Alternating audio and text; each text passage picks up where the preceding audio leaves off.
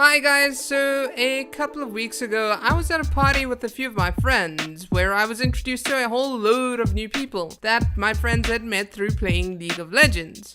Sometime throughout the night, the topic of gaming's ability to connect people with each other through in-game chat was discussed, and most were rather astonished at the fact that gaming was actually able to lead to the formation of bonds outside of the in-game environment. So without playing the game, you were actually friends with these people.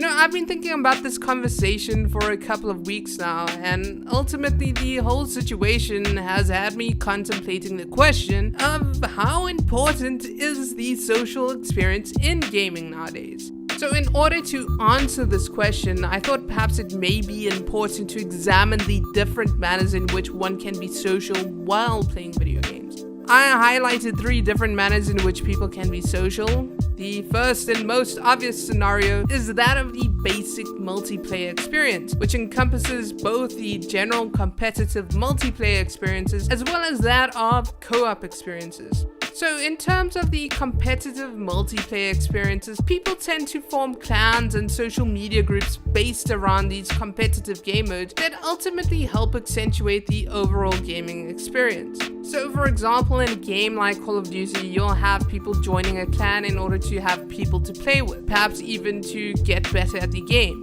And sometimes these decisions to join clans leads to a situation where you perhaps can't imagine playing the game without particular people.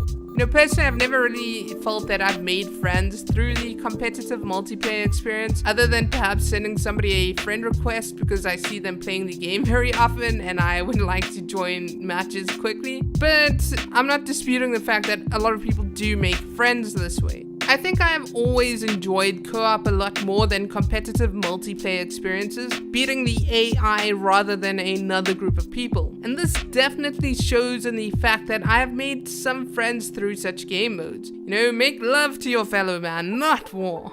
Ultimately though, both of these game modes require a group of people to work together in order to achieve a task. And this leads to instances in which you need to communicate with others, and for some, it is this social interaction that makes the game worth playing, regardless of whether this relationship actually goes further than just being based around a video game.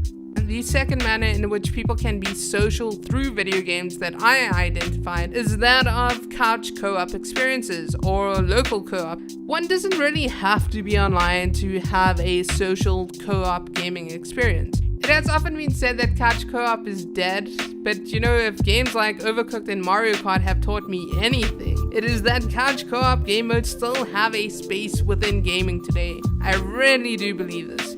While it is great fun to play multiplayer games, they are not always the optimal activity for a particular situation.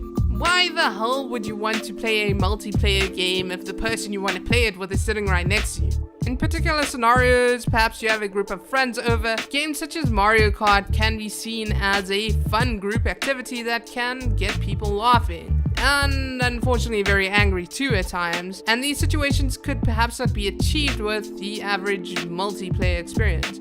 Yes, perhaps you could have multiple consoles on or multiple computers on, but is everybody going to have the best line speed? That's the first thing. Then the second thing, is it going to be as fun as watching the same screen together?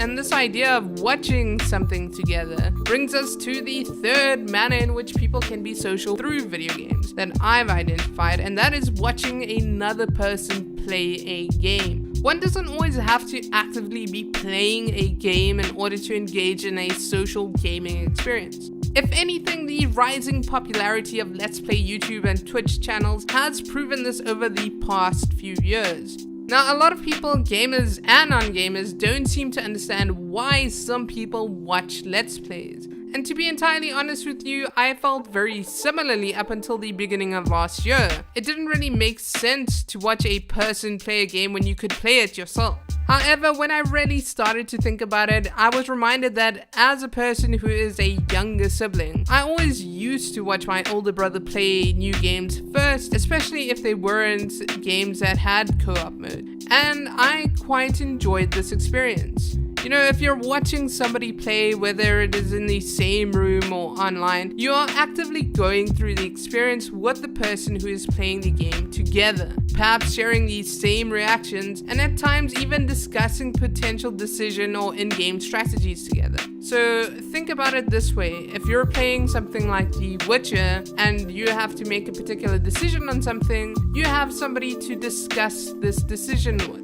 And sometimes, you know, making these decisions together is a rather fun experience. So now that we've looked at the different manners in which people can be social through playing video games, how important is the social experience in gaming? On several occasions, I've highlighted the fact that multiplayer is the most popular aspect in gaming at the moment. If you look at the list of the most played games at the moment, you'll find that it is most likely filled with overtly multiplayer focused games, such as League of Legends and Overwatch. This fact on its own highlights just how important the social experience has become in gaming. This is also not to say that single player games are dying, because you know what, they aren't, but rather that gamers do frequently yearn for social aspects within the hobby to break up the solitary experience and vice versa. You know, all of this information aside, personally, I've always felt that the social experience has been a very important part of gaming in general. Whether it's been through watching somebody play, couch co-op, or multiplayer experiences, a social element has always been present within my perception of the hobby. This is not to say that I don't like playing games on my own, as you know what, I think that's probably been the bulk of my experience as an adult gamer. But I openly acknowledge the fact that I don't think I would be as interested in the hobby if there wasn't a social aspect to it. I do still engage in all forms of the above mentioned social gaming activities and do believe that it has increased my love for the pastime. Thus far, I'm very grateful for the friends I've made through gaming and for the experiences I've been able to share with these people. And I do look forward to seeing how exactly gaming will evolve as more gamers begin to place more focus on the social aspect of the hobby. And now, this is the question I have for you. How important is the social aspect of gaming to you? Have you ever made some good friends through gaming? Maybe you're more of a solitary gamer. Please share in the comments down below. And if you liked this video, please remember to subscribe. Thanks for watching, and I'll see you in the next one.